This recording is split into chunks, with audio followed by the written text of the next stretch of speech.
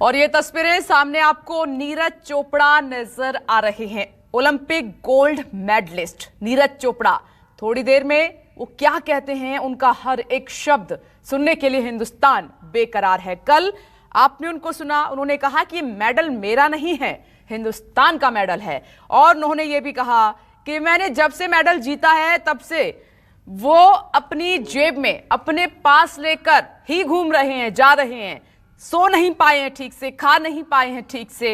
ये जीत के बाद की फीलिंग है जो शेयर करेंगे अब से थोड़ी देर के बाद नीरज चोपड़ा। और ये भारत के लिए उन्होंने जो काम किया है, जो मेडल वो लेकर आए हैं, जो प्रदर्शन किया है, उसके लिए जितनी भी तारीफ की जाए कम है, शब्दों की कमी। सुनिए।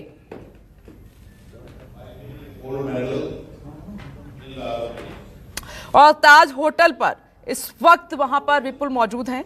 विपुल, प्रेस कॉन्फ्रेंस शुरू हो चुकी है। बिल्कुल विपनेश, प्रेस कॉन्फ्रेंस शुरू हो चुकी है और नीरज जो है मंच पे आ चुके हैं। उनके साथ उनके माता पिता भी हैं, मंच पे मौजूद हैं। और जैसा कि अभी आप बता रहे थे कि उन्होंने कल बताया कि मेडल जो है देश को समर्पित है, तो उनसे ये भी पूछा गया था तो मेडल जो है उन्होंने पाने में कितनी मेहनत करी है। उनके बाल लंबे थे, उन्होंने कहा कि मैंने 8-10 साल तक अपने बालों को लंबा रखा हुआ था, लेकिन मैंने बहुत कुछ ट्राई किया। मैंने हेयर बैंड ट्राई किया, मैंने पट्टा बांध के ट्राई किया, लेकिन बाल जो थे आंखों पे आ जाते थे। तो मैंने ओलंपिक जाने से पहले सोचा कि इनको कटवा देता हूँ, रिस्क नहीं लेना चाहिए। ओलंपिक है भाई, फैशन तो मैं पूरी ज़िंदगी मारता रहूँगा। और हर कल रात को जो है वो पूरा जो अपने माँ बाप के साथ रुके हैं कमरे में, उन्होंने पूरा टाइम और पूरी रात जो है अपने माता पिता के साथ बिताई है। कल एक क्षण भी देखा था, अपने भावुक पल था जब उन्होंने मेडल अपने माता पिता को पहनाया था। हालांकि उनके माता पिता से हमारी भी मुलाकात हुई थी, तो उनके माता पिता तब भी ये कह रहे थे कि प्रेस कॉन्फ्रेंस शुरू होने से पहले जो कल सम्मान समारोह था कि अभी तक नहीं मिला है, आंखें तरस रही हैं, बस दूर से देखे जा रहे हैं। अब तो हमारा बेटा नहीं रहा, अब ये देश का बेटा हो चुका है, तो देश पहले इसको हमारे को देगा, तब हम इसके साथ अपना टाइम बताएंगे। और वही हुआ था जब वो सबसे फ्री हुए, थोड़ा टाइम मिला तो उन्होंने जाते ही पहले उनकी आंखों में आंसू आए, पिताजी को गले लगते ही पैर छुए उन्होंने और मेडल जो अपने पिताजी के गले में डाला, तो दोनों के आंखों से आंसू बह रहे थे उस टाइम पे।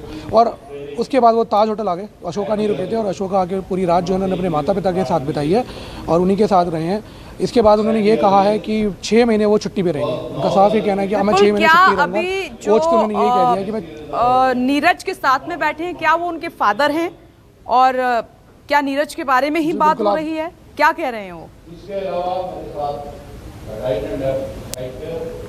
बिल्कुल, वो नीरज के जो है पिताजी उनके साथ मंच पे देख सकते हो बैठे हुए हैं। और नीरज की जर्नी के बारे में बताया जा रहा है यहाँ पे कि नीरज किस तरह जो है उन्होंने भाला फेंकने की शुरुआत की थी। क्योंकि ये कहानी शुरू हुई थी एक हेल्दी बच्चे की। एक 12-13 साल का लड़का जो काफ़ी मोटा था, उसको घर वालों ने डांटा करते थे कि यार अपना वेट कम कर लो आप। तो वो वेट कम करने के लिए दौड़ लगाने लगा। दौड़ते दौड़ते वो स्टेडियम पहुँच जाता है। स्टेडियम पहुँचने पर उसने कुश्ती देखी, तो उसने सोचा मैं कुश्ती में हाथ आजमा लूँ। कुश्ती में हाथ आजमाया तो वहाँ पे वो पिट गए बुरी तरह से। तो यार दोस्तों ने कहा कि तुम्हारे बस की कुछ नहीं है, तुम छोड़ दो। तो एक दिन वहाँ भाला पड़ा था। मैं उनके फादर कुछ कह रहे हैं, वो सुनने की कोशिश कर लेते हैं। वो क्या कह रहे हैं कि उनके फादर का आज इस वक्त बोलना काफी अहम है। वो अपने बेटे के लिए क्या कह रहे हैं, सुनिए। नहीं तो मिल्खा सिंह जी भी 4th थे, अंजू की शायद अब 4th हो गई है पोजीशन, और 4th अभी 5th है पोजीशन। उषा की भी 4th पोजीशन थी। कमलप्रीत ने भी एक अच्छा डिस्टेंस फेंककर पहले इंटरनेशनल कंपटीशन में she got the 6th position. She was unlucky to win the medal. She had the potential that time because she was doing more than 65 meters, but due to the pandemic she could not participate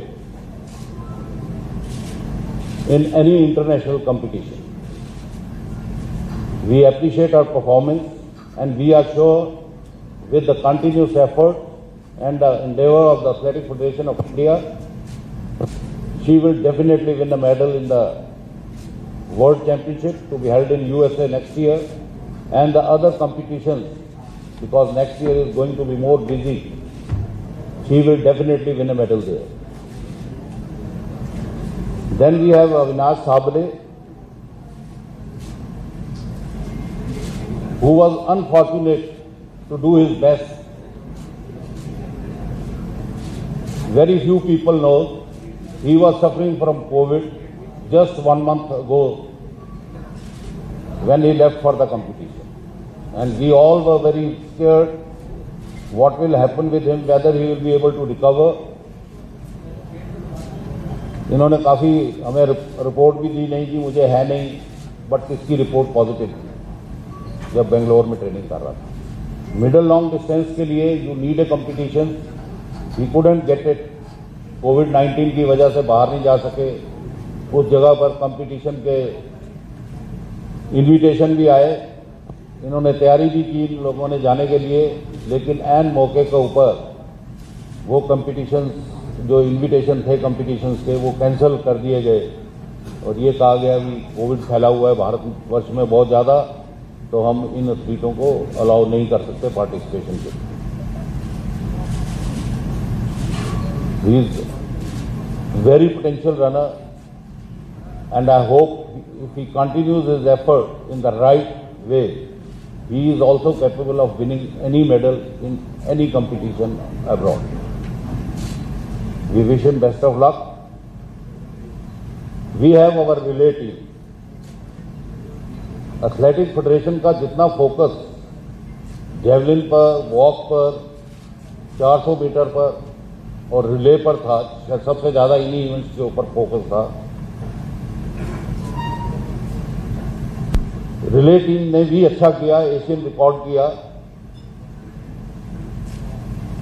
पर मुझे ये कहना पड़ रहा है कि इन्होंने अपना पोटेंशियल जो था इनका, they were capable of clocking below 3, which I was repeatedly telling them, but unfortunately they never realized their potential.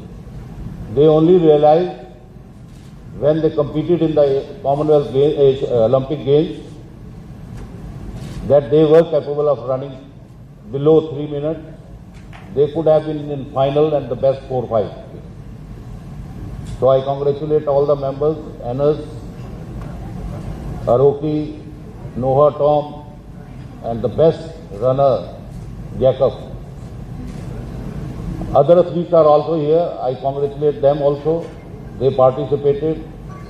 Walk में अच्छा प्रदर्शन रहा। अभी की जो परफॉर्मेंस जो इनकी बेस्ट थी वो गोल्ड के आसपास की थी। इनके लिए भी ये पहला इंटरनेशनल एक्सपोजर था। और आइए एक बार फिर से जल्दी से दिल्ली के ताज होटल का रुख कर लेते हैं, जहां पर आप नीरज चोपड़ा को देख पा रहे हैं। थोड़ी देर में वो मीडिया से बात करने वाले हैं। उससे पहले उनके कोच भी मौजूद हैं, फैमिली मेंबर भी मौजूद हैं, वो सभी मीडिया से बात कर रहे हैं। और विपुल भी हमारे साथ वहां से लगातार जुड़े हुए हैं। विपुल, अगर मैं कोच की भूमिका की बात करूं तो घर से निकलकर जब नीरज चोपड़ा कोच के पास पहुंचे तो एक कोच की भूमिका पिता से कम नहीं होती है। जैसे एक पिता अपने बेटे को हर समय जीतता देखना चाहता है, वैसे ही कोच की फीलिंग होती है कि वो एक बेटे की तरह हो जाता है, हर वक्त उसको जीतते हुए देखना चाहता है। तो कोच की भूमिका बड़ी। He's there. Sir, he has a mic.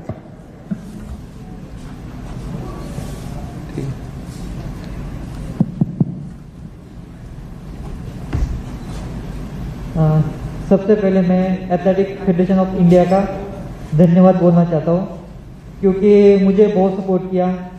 साथ में ही मुझे हर समय मनोज सर ने मुझे बहुत सपोर्ट किया, क्योंकि मैं कोविड से मुझे 2 बार कोविड हुआ, फिर भी मेरे लिए बेंगलोर वगैरह में ट्रेनिंग पार्टनर्स वगैरह दिए।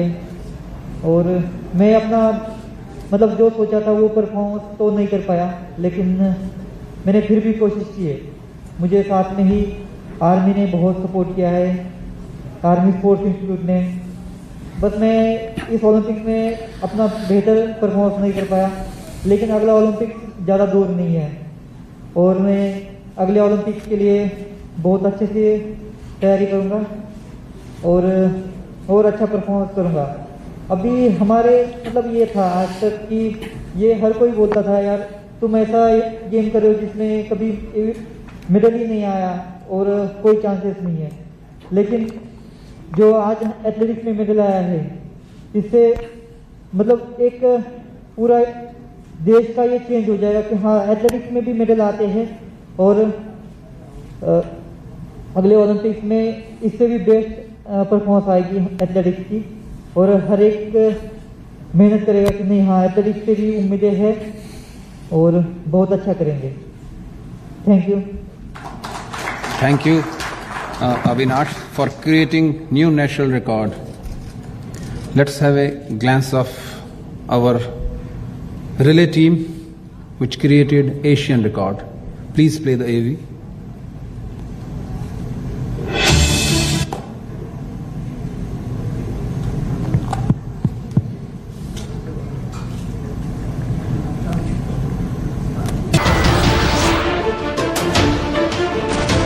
नमस्कार, मैं हूं मानक गुप्ता।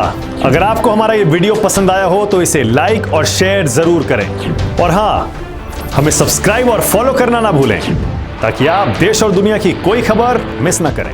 तो जुड़े रहिए हमारे साथ और देखते रहिए न्यूज़ 24।